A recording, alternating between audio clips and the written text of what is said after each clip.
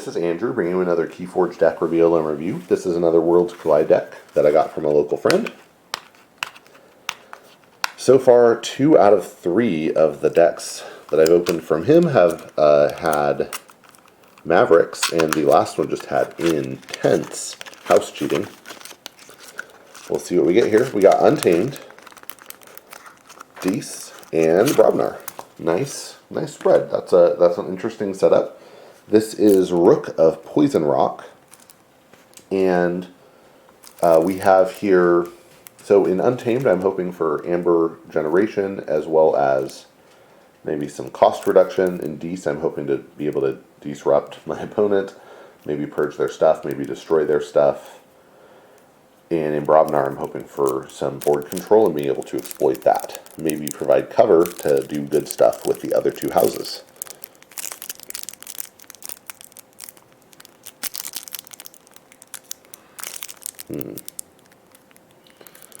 Maybe I will even be able to open the deck if I'm lucky.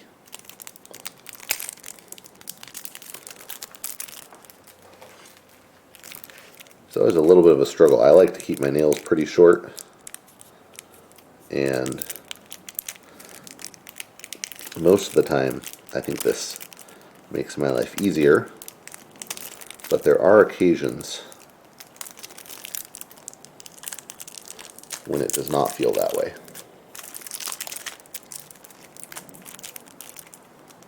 Almost there. There we go. Alright, so we should be starting here with Brobnar.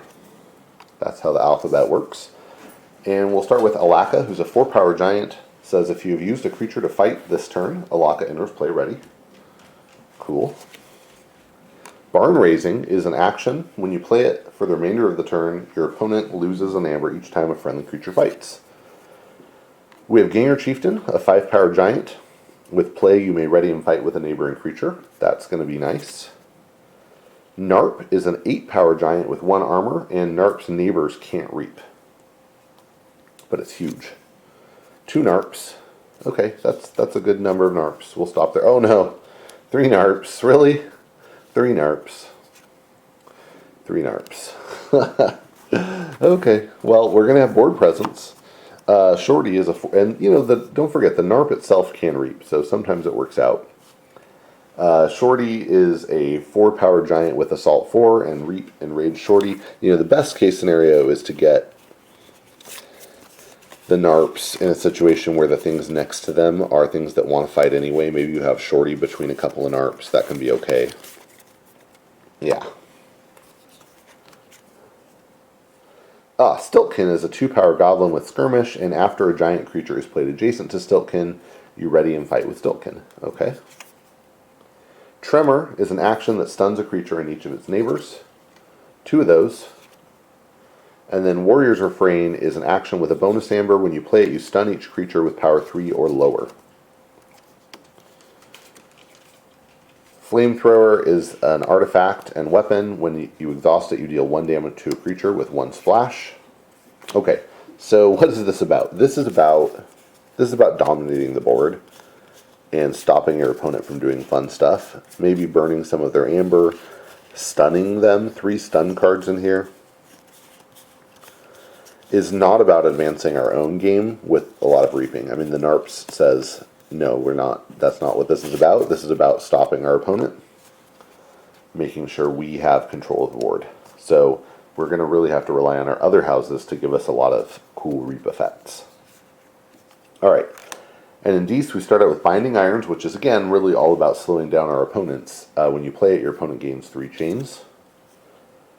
Dendrix is a 5-power demon. When it fights, your opponent discards a random card from their hand. That's interesting. This wouldn't be bad to have between the Narps. Between the Narps. That might be a nice PBS show. Between the Narps. 2 Dendrixes. Imp Spectre is a 2-power imp with destroyed, purge a random card from your opponent's hand. Okay, that's an interesting one. 2 of those. Wow, between those and the Dendrix, we have a lot of potential to be knocking stuff out of our opponent's hands. Sometimes a discard, sometimes a purge. Lilithal is a 5-power demon with Fight, Reap, Capture, and Amber. Evil Eye is an action with a bonus amber. Keys cost +3 during your opponent's next turn. Oh, Bloodshard Imp is a 2-power imp that says after a creature reaps, its controller must sacrifice it. Even more like self-repay here, although this applies to our opponent too. Scullion is a 7-power demon with 2 armor, and when you play it, you sacrifice a friendly creature, like maybe the Bloodshard Imp, or maybe one of the Imp Specters.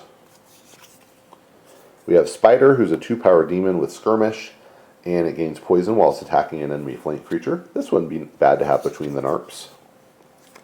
3 Fates is an action with a bonus amber. When you play it, you destroy your NARPs. You destroy the 3 most powerful creatures. And if those 3 creatures are not, like, at least a NARP and your Scullion, like, what's going on? Oh, Caller of Subordination. Okay, that'll be interesting to see how that plays in this set. It's an upgrade, and it says you control this creature. Very nice. And, you know, this goes through things like Ward, right? Ward doesn't stop this. So, the power of this thing might have gone up. That's interesting. We'll see how that works out. All right, let's check out Untamed here. Deepwood Druid is a 3-power elf witch with deploy and play reap, fully heal a neighboring creature. Oh, we do have imprinted Murmook. That's a 3-power beast with elusive, and it makes your keys cost -1. 2 of those. Oh, that's great. That could help make up a bit, right? If we don't have to worry so much about being able to get to 6 amber, then that could help the rest of the deck. Maybe just controlling the board is even better. We have Regrowth, which is an action with a bonus amber. When you play it, you return a creature from your discard pile to your hand. 2 of those. Okay, that's nice. 3 Regrowths. That is, I mean, probably what we end up doing is keeping the Murmooks on the board, but, you know, we might drop the Imp Specters back out, things like that, but probably, usually I like to dig for more Untamed stuff, just to get it out of my hand right away.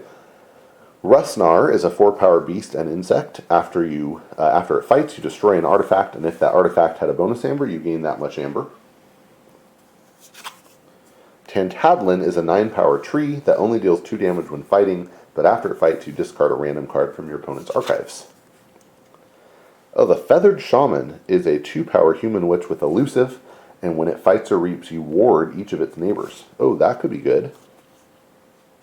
Huh, interesting. Wild Spirit is an upgrade with a bonus amber, and it gives the creature reap, capture an amber. Ooh, that could be real good on the NARP. Okay. Piranha Monkeys is a 2-power beast that on play deals 2 damage to each other creature. And then Punctuate Equilibrium. This is just more messing with your opponent's hand. Each player discards their hand and then refills their hand as if it were the end of their turn. So first of all, it's worth just saying we have a lot of ways to mess around with our opponent's deck state, right? We discard out of their hand, and this is great for giving you a whole fresh turn. We can blow up their archives. We can destroy an artifact. We make our keys cost less. We can take over one of their creatures. We purge a random card from their hand. We discard cards from their hand. We make them draw 1 less card per turn for 3 turns. We stun all their stuff. I mean, this is pretty... It's very disruptive, right? This is a very don't let your opponent do stuff deck. Question with a deck like this is always just whether it does enough to advance our board state while it's controlling the opponent. We'll just see. So this is Rook of Poison Rock. Hope you enjoyed, and that you'll get out and forge some keys.